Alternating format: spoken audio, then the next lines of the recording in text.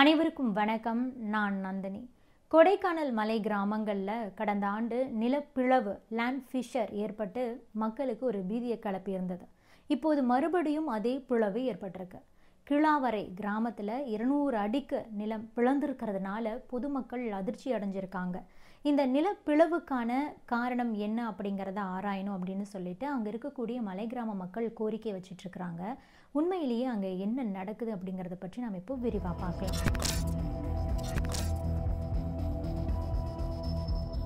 திண்டுக்கல் மாவட்டம் கொடைக்கானல் மேலே மலை கிராமங்கள் நிறைய இருக்கு. அதில் கடைசி கிராமமாக இருக்கிறது தான் கிளாவரை. இந்த ஊரோட ஒரு பகுதி கீழ் கிளாவரை அப்படின்னும் மற்றொரு பகுதி மேல் கிளாவரை அப்படின்னும் அழைக்கப்படுது. இதில் கீழ் கிளாவரையை ஒட்டுன வனப்பகுதியில் இருக்கக்கூடிய செருப்பன் ஓடையிலிருந்து தண்ணீர் கிடைக்கிறது வருவது வழக்கம். இந்த ஓடை வழியாகத்தான் அந்த பகுதியில் இருக்கக்கூடிய மக்களுக்கு குடிநீர் விநியோகம் குழாய் மூலமாக போயிட்டுருக்கு. இந்த நிலையில தான் போன வருஷம் ஒரு புது பிரச்சனை கிளாவரையில் ஏற்பட்டது. அந்த கீழ் கிளாவரை பகுதிக்கு செருப்பானூத்து ஓடையிலிருந்து தான் தண்ணீர் வரும். ஆனால் கடந்த ஜூலை மாதம் திடீர்னு தண்ணீர் வராமல் நின்றுடுச்சு. இதனால் குழப்பமான அந்த கிராம மக்கள் என்ன பண்ணாங்கன்னா, செருப்பானூத்து ஓடை பகுதிக்கு போயிட்டு அங்கே போகக்கூடிய வழியில் ஏதாவது அடைப்பு ஏற்பட்டிருக்கா அப்படின்னு பார்த்தாங்க. அப்போது தான் அந்த கிளாவரை பகுதியிலிருந்து வனப்பகுதி வழியாக போகக்கூடிய வழியில் கூனிப்பட்டி வனப்பகுதியில் கிட்டத்தட்ட 300 அடி தூரத்துக்கு நிலத்தில் பிளவு ஏற்பட்டிருக்கிறத பார்த்து அதிர்ச்சி அடைஞ்சிருக்காங்க. கேரள மாநிலம் வயநாடு பகுதியில் நிலச்சரிவு ஏற்பட்ட நேரத்தில் தான் இந்த நிலப்பிளவும் அப்போது ஏற்பட்டிருந்தது. அதனால் அந்த மலை கிராம மக்கள் பயந்து போயிட்டாங்க. வயநாடு மாதிரி இங்கேயும் நிலச்சரிவு வந்துருமோ அப்படிங்கிற ஒரு பயத்தில் இருந்தாங்க. அதனால் அந்த நிலப்பிளவு எப்படி வந்தது அப்படிங்கிறத கண்டுபிடிக்க வேண்டும்னு சொல்லிட்டு அங்கிருந்த அனைவருமே அரசுக்கு கோரிக்கை வச்சாங்க. இதுக்கப்புறமா தான் வனத்துறை அதிகாரிகளும் அந்த நிலப்பிளவு ஏற்பட்ட இடத்த போயிட்டு ஆய்வு பண்ணினாங்க. அந்த நேரத்தில் கொடைக்கானல் மலைப்பகுதியில் எந்த நில அதிர்வு பதிவுகள் எதுவுமே ரெக்கார்ட் ஆகலை, பதிவாகலை அப்படின்னு சொல்லிட்டாங்க.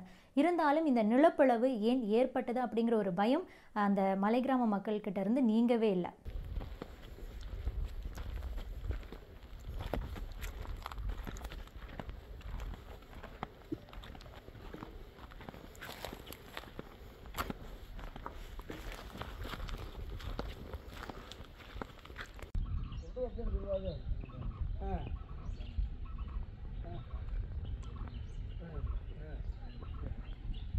இதுக்கப்புறமா 3 மாதங்கள் கழித்து கடந்த அக்டோபர் மாதம் அந்த கூனிப்பட்டி வனப்பகுதியில் திடீர்னு நிலப்பிளவுகள் தென்பட்டது.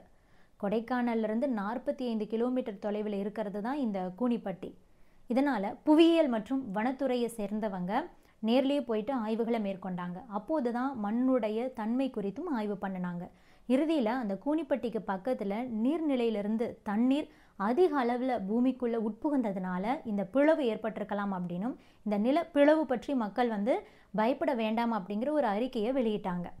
இந்த நிலையில தான் கொடைக்கானலில் கிளாவரை பகுதியில் மறுபடியும் நிலப்பிளவு இப்போது ஏற்பட்டிருக்கு.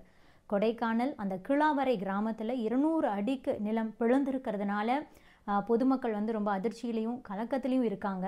மேலும் அவங்களுக்கு அந்த நீர் ஆதாரமாக இருக்கிற செருப்பானோடைக்கு பக்கத்தில் தான் நிலம் 2 பிளந்திருக்கு அப்படிங்கிறதுனால ரொம்ப அதிர்ச்சியில் இருக்காங்க. கடந்த வருஷம் 300 அடிக்கு ஏற்பட்ட அந்த நிலப்பிளவு அப்படிங்கிறது இப்போது 200 அடிக்கு பிளந்திருக்கு.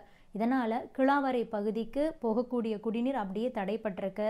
மேலும் பாசனம், குடிநீர் தட்டுப்பாடும் கூட ஏற்படக்கூடிய ஒரு அபாயம் அங்கே ஏற்பட்டிருக்கு.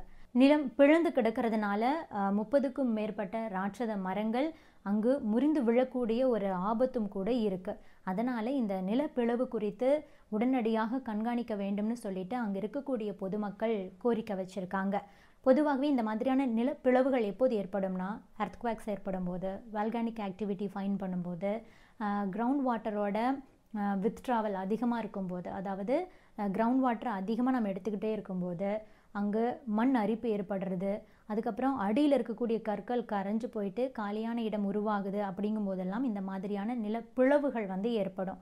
அதுக்கு அடுத்ததாக ஹியூமனோட ஆக்டிவிட்டீஸும் கூட ஒரு காரணம். நிலத்தடி நீரை அளவுக்கு அதிகமாக உறிஞ்சி எடுக்கிறது, சுரங்கம் தோன்றது, கட்டுமானம், சாலை திட்டங்கள் எல்லாம் செய்யும்போது அந்த ட்ரில்லிங் போடுறாங்கல்ல, அதுக்கு ஆயில் கேஸில் எடுக்கும்போது ட்ரில்லிங் போடும்போது கூட இந்த மாதிரியான நிலப்பிளவுகள் ஏற்படுறதுக்கு வாய்ப்பு இருக்குது. ஆனால் இப்போது வரைக்கும் அந்த கிளாவரை பகுதியில் எதனால் இப்போது அந்த நிலப்பிளவு ஏற்பட்டிருக்கு அப்படிங்கிறது தெரியலை. அது வந்து ஆய்வுக்கு அப்புறமா தான் நமக்கு தெரிய வரும்.